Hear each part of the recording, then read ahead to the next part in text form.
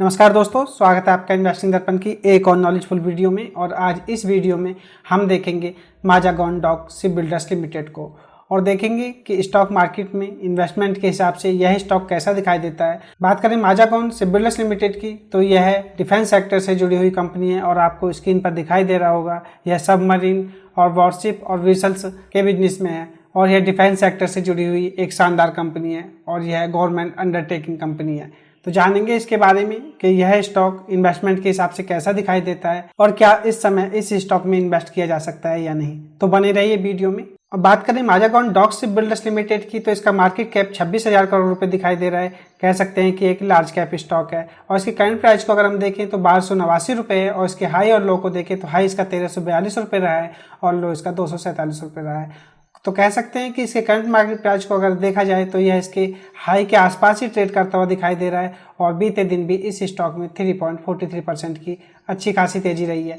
Stock के PE को अगर हम देखें तो पीई इसका 24.20 दिखाई दे रहा है और अगर इसके इंडस्ट्री पीई से इसको कंपेयर करें तो इंडस्ट्री पीई इसका 25.9 दिखाई दे रहा है। तो कह सकते हैं कि इंडस्ट्री पीई से स्टॉक का पीई थोड़ा कम दिखाई दे रहा है, तो वैल्यूएशन ठीक ठाक से दिखाई देते हैं अगर सेक्टर स्टॉक्स से कंपेयर करें तो। इसकी आरओसी को अगर हम देखें तो आरओसी इसकी शानदार 38.20% है और आरओई भी शानदार 28.60% दिखाई दे रही है। तो रिटर्न ऑन इक्विटी भी शानदार है इस कंपनी की और फेस वैल्यू इस स्टॉक की 10 रुपए दिखाई दे रही है। और बात करें इसके रिटर्न की तो 3 महीने में 86.50% के रिटर्न दिए और 6 महीने में इस स्टॉक ने 58% से ज़्यादा के रिटर्न दिए और एक साल में 405% के मल्टीबैगर रिटर्न दिए।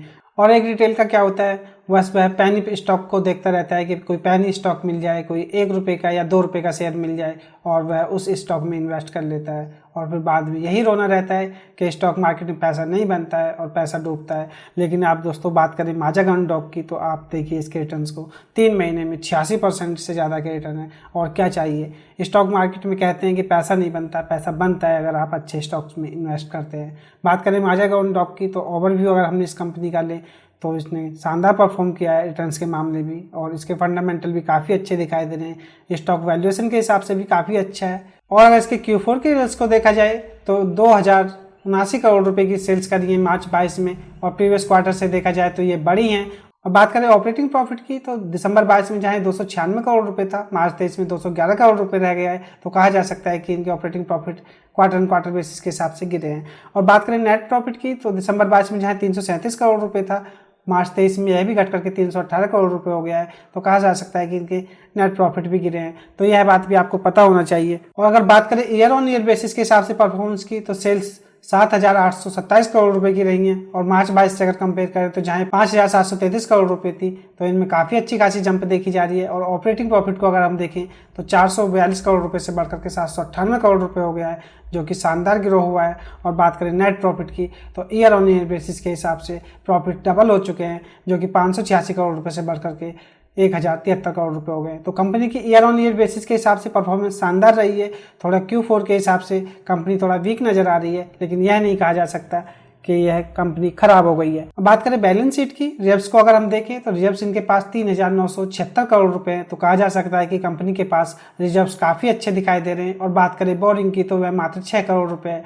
तो बात करें बोरिंग की तो बोरिंग ना मात्र है। तो दोस्तों कहा जा सकता है कि एक तरह से कंपनी पूरी तरह से डेप्थ फ्री दिखाई दे रही है। मार्केट अपडेट और मार्केट से जुड़ी जानकारी की वीडियो मैं लाता ही रहता हूं। अगर आप चैनल पर नए हैं तो चैनल को सब्सक्राइब करना ना भूलें ताकि आपसे आने वाली वीडियोज मिस ना हो। और शेयर होल्डिंग पैटर्न की अगर हम बात करें तो प्रमोटर्स के पास 84.83% की हिस्सेदारी दिखाई दे रही है। दोस्तों सेबी की अगर हम माने तो सेबी के अकॉर्डिंग प्रमोटर्स के पास 75% से ज़्यादा की हिस्सेदारी नहीं होनी चाहिए और इसमें बात की जाए तो इसमें 84.83% की हिस्सेदारी प्रमोटर्स के पास दिखाई दे रही है। तो हो सकता है आपको आने वाले समय में इसमें OFS वगैरह देखने को मिले, तो यह जानकारी भी आपको पता होना चाहिए कि प्रमोटर्स की होल्डिंग 75% से ऊपर है। दोस्तों बात करें FIs की तो FIs के पास 3.29% की हिस्सेदारी है और DIs को अगर हम बात करें तो DIs के पास 0.33% की हिस्सेदारी है। और पब्लिक शेयर होल्डर को अगर हम देखें तो इनके पास 11.57% की हिस्सेदारी है। तो ओवरऑल बात करें शेयर होल्डिंग पैटर्न की तो मेजॉरिटी शेयर होल्डर प्रमोटर्स ही है।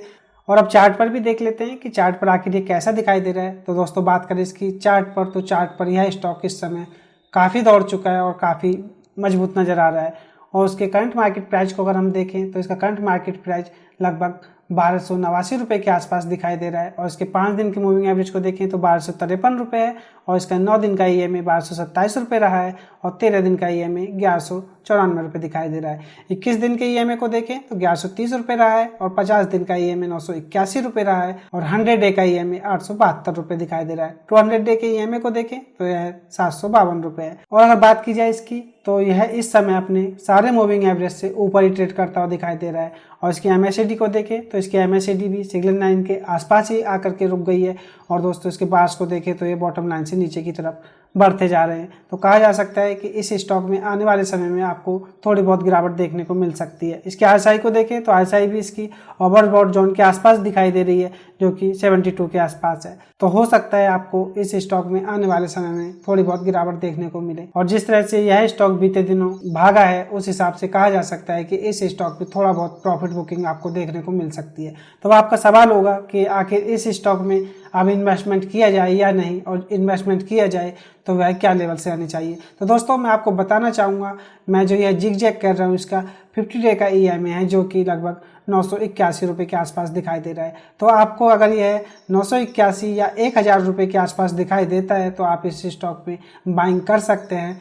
यह एक सही प्राइस होगा पोजीशन बनाने के लिए। हमने इसके फंडामेंटल को देखा, फंडामेंटल काफ़ी अच्छे हैं। और हमने इसके बिजनेस को देखा, बिजनेस भी इसका शानदार दिखाई दे रहा है। तो कहा जा सकता है कि कंपनी में कोई ऐसा वीक पॉइंट नहीं दिखाई देता है जिससे कि इन्वेस्टमेंट के बारे में सोचा जाए। बात करें इसकी तो इसने मल्टीबैगर रिटर्न दिए हैं और आगे आने वाले समय में भी यह आपको इसी तरह से मल्टीबैगर रिटर्न देगा। और मैं आपको चाहूँगा कि आप इसमें लॉन्ग टर्म के लिए इन्वेस्ट करें, क्योंकि दोस्तों लॉन्ग टर्म में ही अच्छा पैसा बनता है। तो यह थी खास अपडेट माज़ाडॉक शिपबिल्डर्स लिमिटेड को लेकर के। आपको यह स्टॉक कैसा लगा और आपकी इस स्टॉक को लेकर के क्या राय है, मुझे कमेंट करके बताएं।